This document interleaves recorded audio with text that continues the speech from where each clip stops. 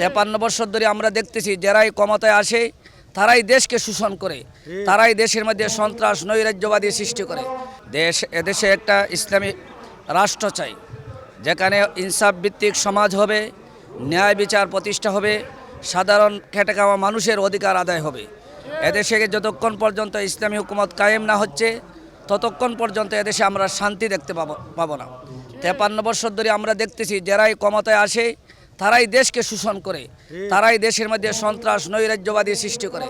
কিন্তু এদেশে যদি ইসলামী হুকুমত কায়েম হয়, ইনশাআল্লাহ এদেশের মানুষ ন্যায় বিচার পাবে, এদেশের মানুষ শান্তিতে বসবাস করবে, এদেশের মানুষ ইনসাফ ভিত্তিক একটা সমাজ দেখতে পাবে, যেখানে সত্যের পক্ষে সবাই থাকবে এবং মানুষের যে অধিকার রয়েছে সেই অধিকারের পক্ষে কথা বলবে। তাই আমরা দেশবাসীকে এই মেসেজটা দিতে চাই।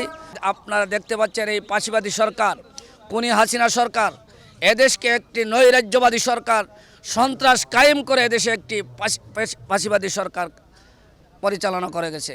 আসলে আমরা বিগত দেশ স্বাধীন হওয়ার পরে আমরা দেখেছি যে বিভিন্ন দলের আমরা রাজনৈতিক দলের আমরা তাদের নেতৃত্ব আমরা দেখেছি, কিন্তু আসলে আমরা কি দেখলাম যে আসলে নীতির কোনো পরিবর্তন হয় নাই। এখন আমরা চাই শুধু নেতা নয়, নীতির পরিবর্তন চাই। যদি নীতির পরিবর্তন হয় তাহলে আমাদের দেশে শান্তি হবে, প্রত্যেকটা মানুষের অধিকার পাবে। এজন্য আমরা চাই যে এমন একজন নেতা আসুক যিনি শুধু নেতা নয়, নীতির পরিবর্তনটা করে। এজন্য আমরা চাই যে চরমনাই পীর সাহেব হুজুরের মাধ্যমে আসলে আমরা দেখতে পাই যে বাংলাদেশে ইসলাম হুকুমত কায়েম হবে, আর তিনি একমাত্র আমাদের লিডার, তিনি ইসলামী লিডার আমরা মনে করি।